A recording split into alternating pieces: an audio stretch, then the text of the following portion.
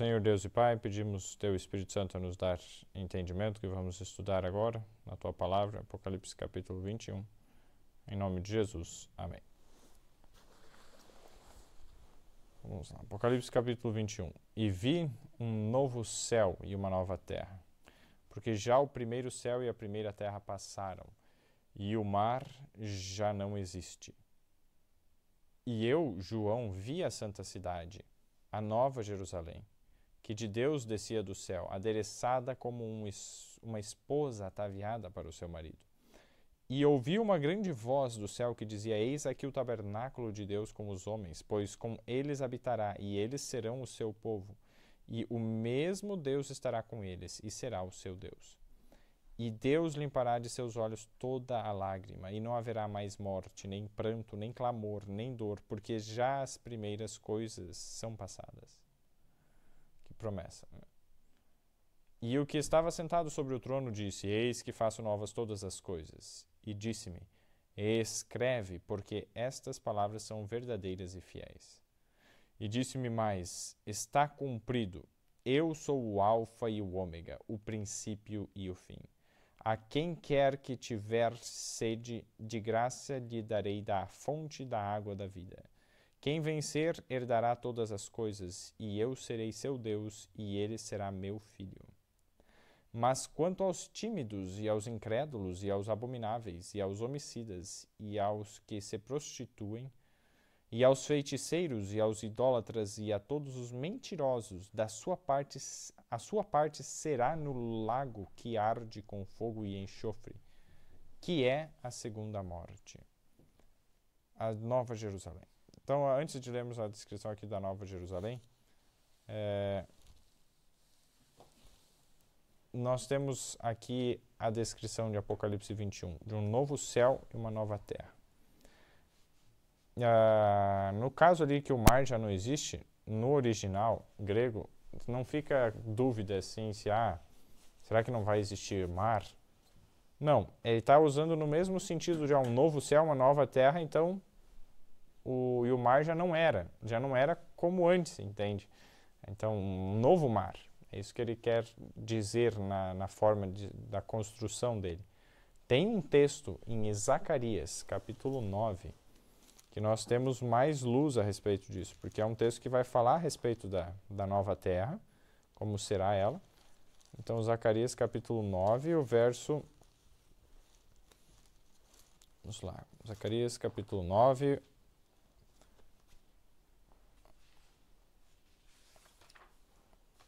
O verso 10.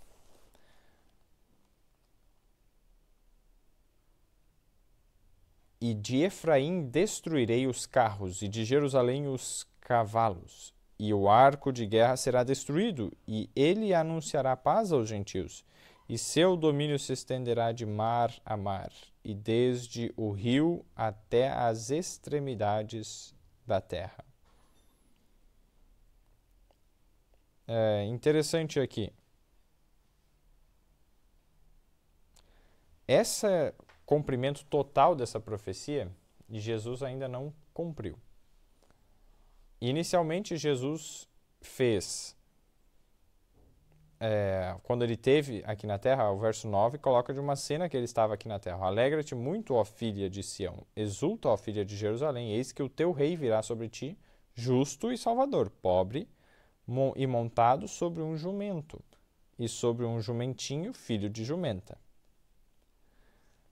Mas o cumprimento total da promessa, no caso dessa profecia, não aconteceu na primeira vinda de Jesus. Tem um grande intervalo, uma grande diferença. Isso que os judeus não entenderam muito bem na época. Eles já pegavam tudo como se fosse naquele momento. E Deus deixou essa possibilidade em alguns versos, assim, não ficou claro, mas as explicações estavam melhor em outros versos que colocam os momentos. Para quê? Para provar os corações. Então, Deus não tirou a possibilidade de dúvida. Então, esse verso, você lê ele e não tivesse o resto da Bíblia, você entenderia, Jesus vem na primeira vinda, já é o domínio dele. Mas não, Deus ele deixou a possibilidade nesse texto de não ficar claro só por ele, para quê? Provar os corações. E é isso que Deus fez com o povo judeu. Aqueles que queriam só um reino terreno, olhavam para isso e ficavam fixos nisso. E os outros versos que mostravam que não é bem assim, tem algo que acontece no meio. A primeira vinda de Jesus é o quê? Pobre, olha ali, ó. Pobre. O teu rei virá sobre ti pobre. Eles não queriam essa parte do pobre, eles ficavam só ali com a parte final. Não, vai vir como rei, vai dominar. Não queremos um rei pobre. Não, tem que ser muito rico, a gente quer ter riqueza junto. Mas quando mostrou o quê? O que estava no coração. Mas daí quando Jesus explicava, olha só esse outro verso, olha aqui o que está dizendo, eles rejeitavam a luz nas outras partes da Bíblia, querendo que achar a sua própria ideia. Então é nesse ponto que a palavra de Deus ela é apta para provar os pensamentos do coração, discernir o que está dentro do coração. Por quê? Porque ela não tira a possibilidade de dúvida. Deus não tirou. Então está ali, em alguns versos não está claro. Mas se a gente quer conhecer a verdade, a gente não vai ficar só com a primeira impressão e a gente não vai também ficar com o que a gente gosta, com a nossa ideia. A gente vai atrás do que é a ideia de Deus, a verdade. E se a gente estava errado, a gente vai se arrepender, pedir desculpa.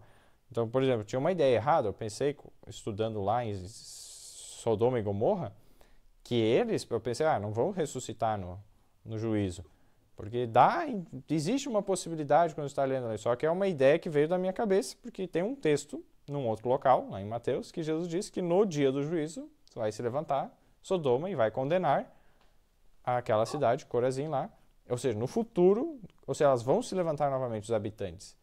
Então, a Bíblia tem revelação sobre isso. E por desconhecimento meu, e aí o que precisamos? Humildade, reconhecer, eu errei, eu falhei, então vamos procurar entender melhor.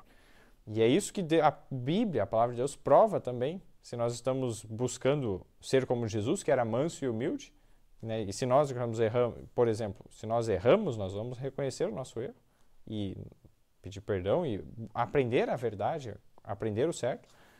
Ou se a gente vai se fechar no orgulho, não, eu não errei, não é, e aí é a destruição, é um caminho muito perigoso, que é o que os judeus fizeram.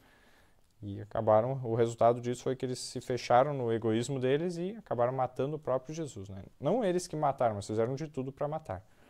O que aconteceu na cruz é algo muito mais profundo, assim, do que simplesmente alguém matou Jesus. Não. Mas isso é um assunto um estudo para a eternidade, inclusive. Mas vamos lá. O que nós pudermos aprender, vamos estudar e aprender. Apocalipse 21, voltando lá. Então nós já vimos aqui, o mar vai existir, então naquele verso está falando exatamente, o domínio dele será de mar a mar. O domínio de Jesus será completo quando ele vier, sim, pela terceira vez daí. E aí, quando ele vier pela terceira vez, o mar não vai existir como nós vemos hoje. A mesma coisa acontece quando, nós até já comentamos em algum estudo passado, quando está falando a respeito do leão, em Isaías. Por exemplo, se nós vamos lá para Isaías capítulo 11.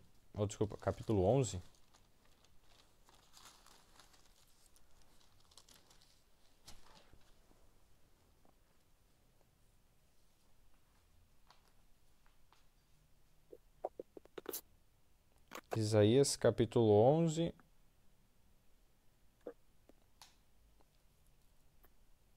o verso 6. Nós temos uma primeira descrição.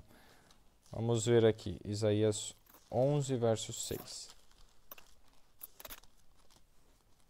E morará o lobo com o cordeiro, e o leopardo com o cabrito se deitará, e o bezerro e o filho de leão e o animal cevado andarão juntos, e um menino pequeno os guiará.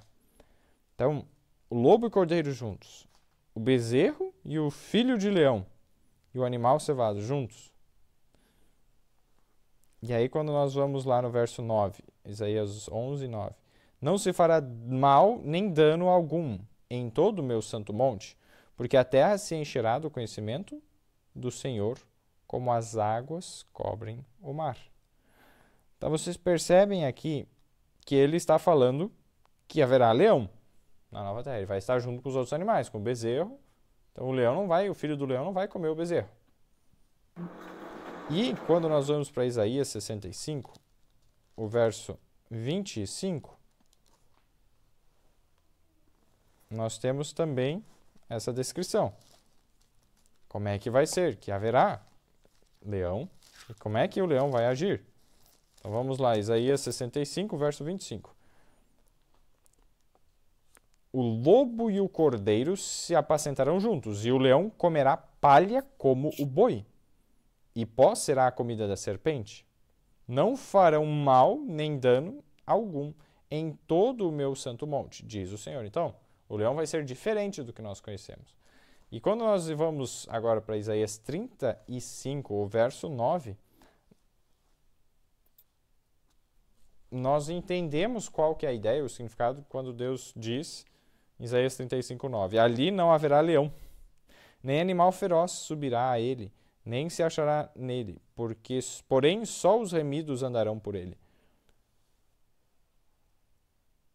Então, nesse caminho do Senhor, não vai haver leão no sentido de que não haverá ferocidade, crueldade. O leão que vai ter é diferente.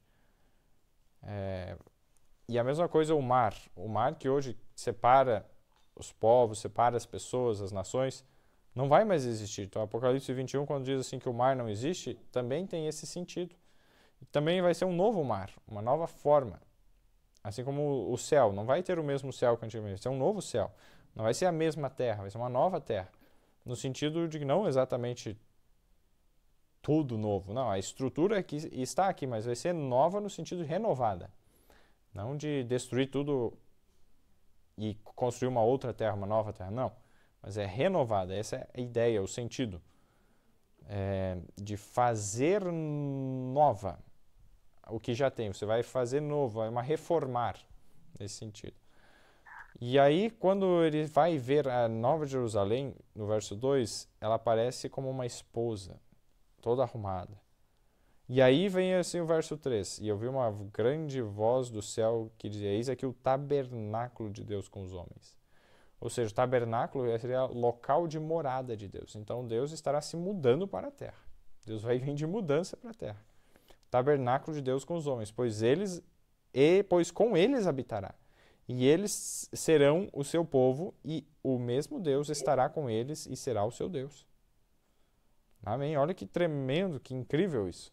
E aí o verso 4, e Deus limpará de seus olhos toda lágrima.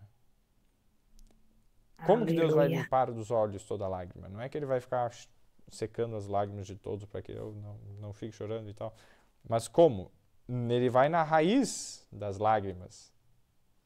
Na origem, o que faz com que a gente chore hoje, por exemplo? E não haverá mais morte, nem pranto, nem clamor, nem dor, porque as primeiras coisas são passadas. Então esse céu, essa terra, esse mar, que causam exatamente isso, dor, separação, todas essas coisas, não vai mais existir. E aí, não vai ter lágrima, porque não vai ter mais as coisas que causam tristeza, lágrimas. Então Deus resolve pela raiz. E o verso 5, e o que estava sentado sobre o trono disse, eis que faço novas todas as coisas. Faço novas todas as coisas. Então o que já tem, ele vai fazer novo, com base no que já tem. Então as coisas que nós conhecemos, vai ser muito melhor. Mas é com base no que nós conhecemos. Então vai ter o leão, vai ter o cordeiro, são coisas que nós temos, que conhecemos. Não vai ter outros animais totalmente diferentes, que não tem nada a ver com o que nós conhecemos hoje, entende? Essa é a ideia. E aí o verso ali, novas todas as coisas. E disse-me, escreve, porque estas palavras são verdadeiras e fiéis. O que Jesus disse aqui é verdadeiro e fiel. O que Deus falou aqui. Essa voz do céu dizendo, não sabemos exatamente... sabemos sim, agora o verso 6 vai dizer quem que está falando. E disse-me mais, está cumprido, eu sou o alfa e o ômega, o princípio e o fim. A quem quer que tiver sede, de graça lhe darei da fonte da água da vida. É Jesus. O próprio Jesus que está falando aqui. Então essas palavras que inicialmente uma voz do céu, de repente diz, eu sou o alfa e o ômega. Já está a resposta. Quem que é o alfa e o ômega, o princípio e o fim? Aí nós temos que voltar no Apocalipse. Apocalipse capítulo 1, nós já temos algumas indicações. O primeiro e o último fala aqui em Apocalipse 1, o verso 17. O verso 1, o capítulo 1, o verso 8 também. O verso 7 e o 8 fica bem claro. Vejam só. Quem que vem com as nuvens, no caso do verso 5, vai dizer da parte de Jesus Cristo, né? Que é a fiel testemunha, o primogênito entre os mortos e o príncipe dos reis da terra, aquele que nos amou e no seu sangue nos lavou dos nossos pecados. Então, Apocalipse 1, 5.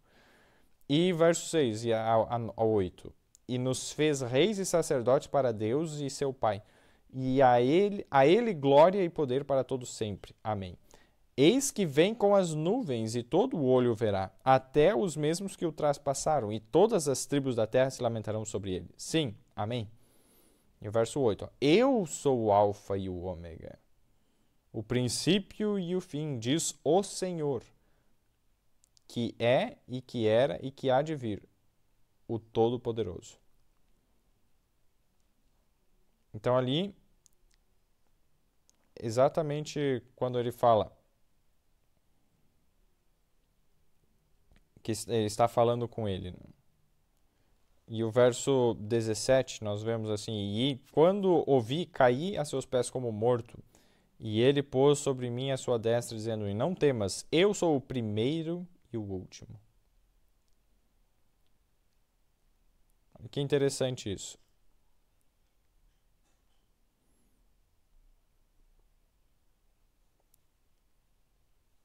O primeiro e o último, lá, o alfa e o ômega, a primeira letra do alfabeto grego, e ômega a última letra, alfa e ômega. Princípio e o fim, então, o primeiro e o último. E é interessante, como nós já vimos que acontece também, aqui no verso 8, quem está dizendo é o título do próprio Pai. Porque no verso 4 é dito lá, vamos lá, Apocalipse 1:4. João, às 7 igrejas que estão na Ásia, graça e paz seja convosco da parte daquele que é, e que era, e que há de vir. Então, seria o Deus o Pai, e dos 7 espíritos que estão diante do seu trono, o Espírito Santo, né, que tem todas as características, como nós já vimos lá em Isaías 11,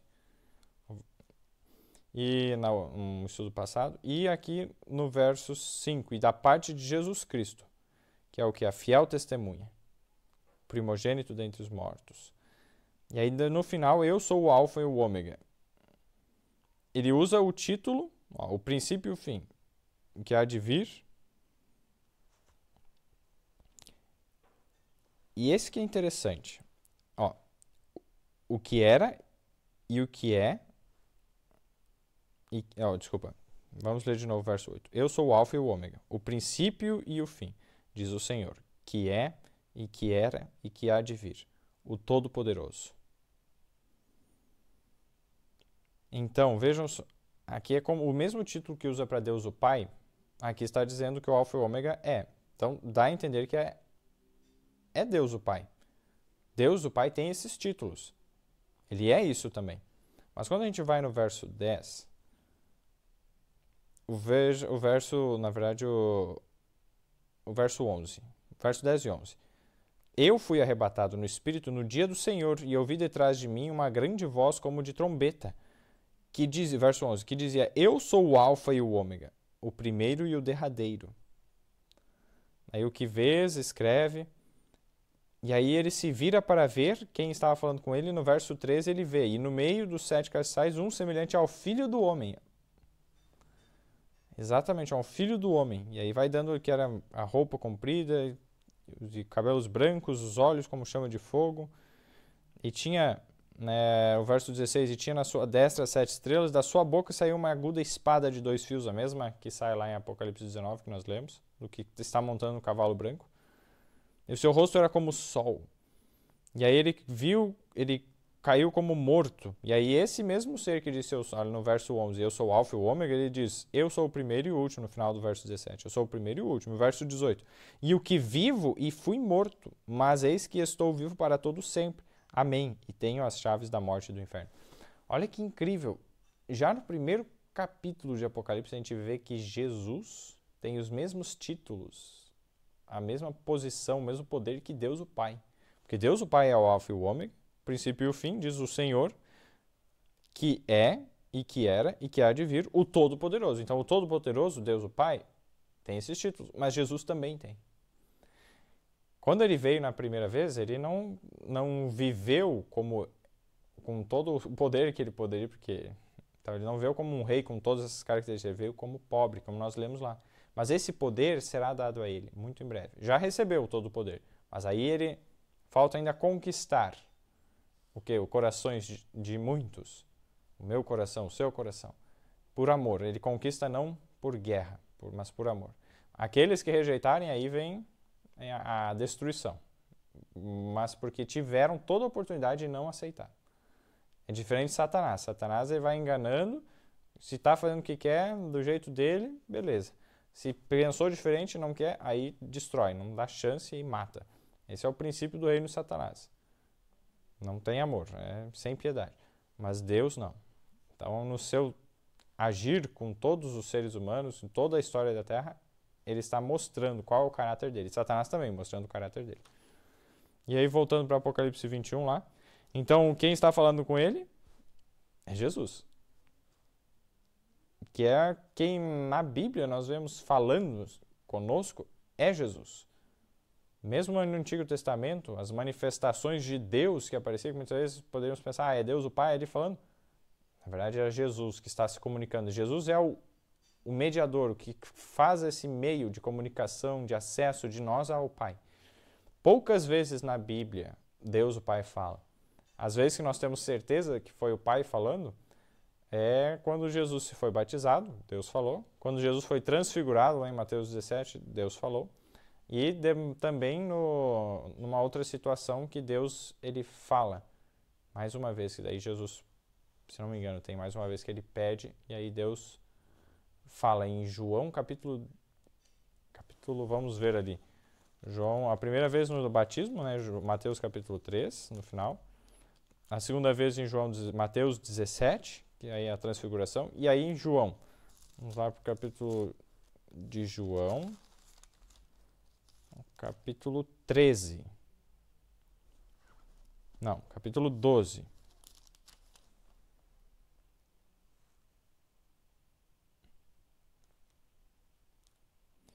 Aí Jesus, o verso 28.